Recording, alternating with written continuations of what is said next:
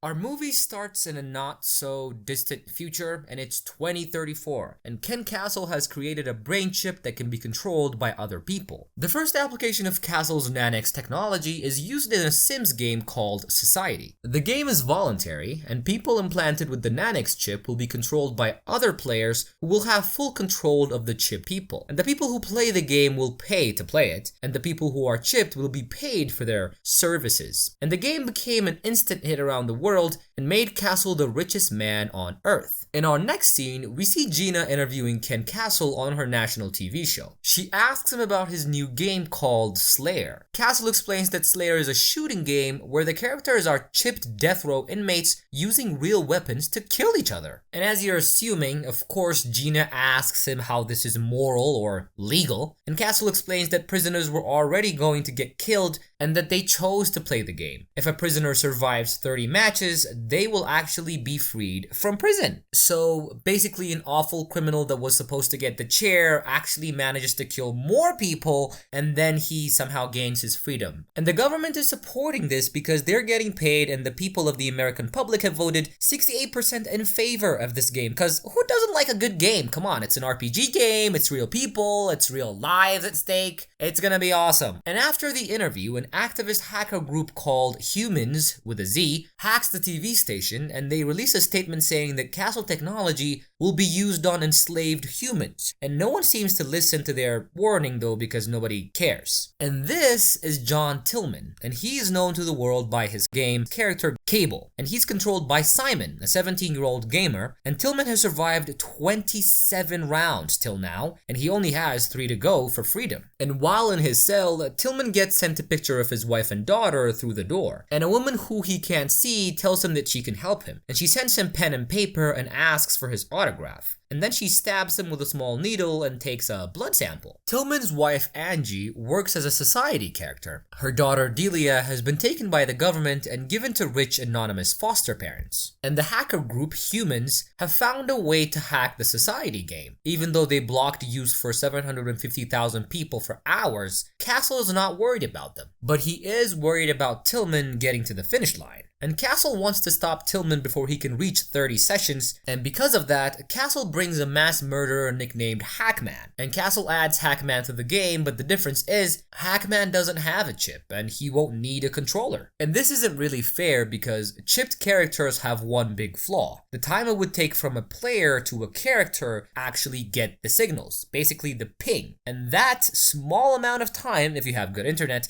will be the defining factor between life and death. And in the next scene, we see Simon buying upgrades for Tillman, and he is the exclusive controller of the most popular character in the game, Kable. And rich people from all around the world are offering Simon millions of dollars to give them control of Kable for one match, but he doesn't care and he doesn't give it to anyone. And he doesn't do any of those things because Simon's goal is to be the first to win the game. And after Simon and Tillman clear the 28th session, Humans then hack Simon's computer and the leader talks to Simon. The leader gives Simon a mod that can help him directly talk to Tillman, which is against the rules of the game. And Simon is very excited to talk to Tillman, and he installs the mod on his computer. And at their prison, Hackman and Tillman meet, and Hackman tells Tillman that he would go for his wife and sister after he kills Tillman. And the next day, it's now the 29th session for Tillman, he goes out of the arena of the game and he hears Simon's voice in his mind. And Tillman asks who's talking to him, and Simon responds, and Simon tells Tillman that he is his controller and that he installed a mod to talk to him. And in the middle of a fight, Tillman gets jumped by Hackman, they get into a fight and they run to a restricted area. And then they get separated by the prison guards, and Tillman is not dead yet, he's still safe. Simon is seeing all of this on his monitor, and he realizes that he couldn't control Tillman outside the main arena. And Tillman tells Simon that somebody's trying to kill him. He also tells him that if he wants to win the game, he has to let go and stop controlling him, because the lag really slows Tillman down. And finally, Tillman clears the 29th session, and now he has one last game. And after the match, Humans contact Simon again, and the leader tells Simon that Tillman knows things that Castle doesn't want other people to know, and that Castle will kill Tillman before he can finish the 30th match. And they offer Simon a new mod that will let Tillman go free, and Simon agrees to use this mod for the last final match. And the mysterious woman that he saw before comes to Tillman again while he was in his cell, and she gives him the information that Simon has agreed to free him. And after he heard this, Tillman asks the lady to bring him some alcohol. And the next morning, on the 30th and final match, Tillman drinks a lot of alcohol, basically the whole bottle, before he goes out to the arena. And Simon has used the mod and Tillman is free. And Tillman has to now escape the arena while every other player is trying to kill him. But Tillman is disorganized because he is drunk and he looks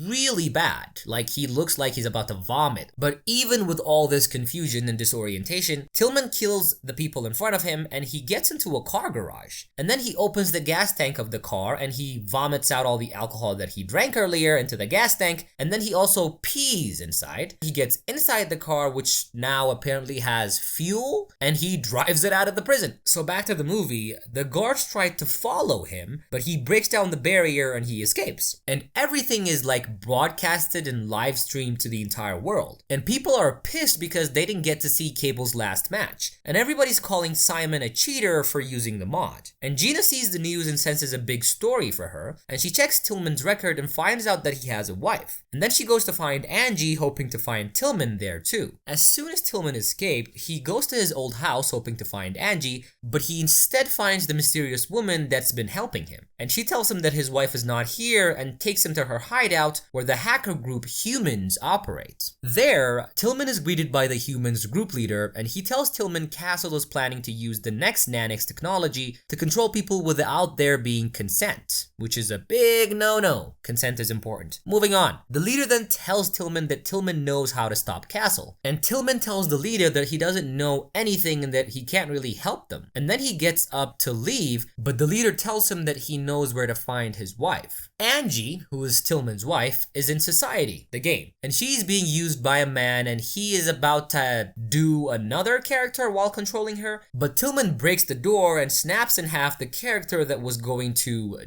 Angie. Tillman then tries to talk to Angie, but she can't respond because she's being fully controlled by another person. And Castle's guard were also in the game, assuming that Tillman would come looking for Angie. And Tillman takes Angie and runs away, and they run into Gina. Gina has come with a getaway car. She tells Tillman she's here to help him, and he gets into her car. Gina then drives them back to the Humans' hideout, and the hacker group breaks Angie's system and she's now back to normal. And Tillman and Angie hug, and then he asks where their daughter is. And she tells him that Delia has been taken by the government. While the hackers look for the location of Delia, the leaders ask Tillman to help them reveal what he knows about the game. And Tillman agrees to this and they put him under a memory reading machine. Then, Tillman starts remembering the original nanites, the chips, were actually tried on him and his friend while Tillman was still in the military. He then remembers being controlled by Castle and then being forced to shoot and kill his friends, and that's when he got arrested for murder. And meanwhile, Simon is arrested by the FBI and being investigated for helping to break out a prisoner. The officers threaten to charge Simon with a crime and that he could be facing 15 years in prison. Hearing all this, Simon tells the FBI all he knows about the Humans group, and then they release him from the station. Back in the hideout, the hackers have figured out that the anonymous foster parents of Delia was Castle. They give Tillman the location and Tillman leaves to get his daughter back. And when he gets to Castle's mansion, he sees Castle waiting for him with his guards. And Castle reveals that he's also replaced 98% of his brain with the nanite chips, but Castle is different. Castle's chips is designed to send signals and not receive them, which means Castle will be able to control everyone that has nanites. Castle then reveals that he plans to release airborne nanites, and these nanites will infect the entire United States, giving Castle the ultimate control over everybody. Then, Castle releases his guards to kill Tillman, but Tillman wins every fight and kills them. But ultimately, Castle releases Hackman. When you think that a big fight is about to happen because Hackman is big and jacked, it doesn't. Tillman just kills him easily. Tillman then goes to grab Castle's neck, but he's not able to control his own body. Castle explains that his men have found the Humans group and killed them all. And Castle reveals that he's reactivated Tillman's nanites, which means he has full control over Tillman. As this is going on, Gina and one of the humans members have escaped Castle's men, and the hackers have found a way to break into the Castle systems and release live broadcasts of Castle's home. And everyone in the world is now able to see inside his house, and Castle, not knowing he's being broadcasted, brings Angie and Delia in front of Tillman. He makes Tillman crawl and then controls Tillman to force him to kill his own daughter. Tillman resists Castle control, but Castle's control is getting a lot stronger now. But just then, Simon gets control of Tillman, and Tillman then uses this opportunity to stab Castle and kill him. Do you get what happened here? Because Castle reactivated the nanites, Simon, who's technically the owner of Tillman inside the game, also has access to him now. And with the willpower of Tillman and Simon combined, they somehow overrode Castle's control over Tillman, and that's how he killed him. And everybody's watching the broadcast and cheering for Tillman. He then convinces one of Castle's engineers to deactivate the Nanex technology, freeing all the characters in society and Slayer. And on the last scene, we see Tillman taking his wife and daughter and driving away a free man. And that is how our movie ends. I hope you guys enjoyed my recap. Make sure to leave a like, leave a comment, subscribe to my channel. I'll see you guys on the next one. Bye.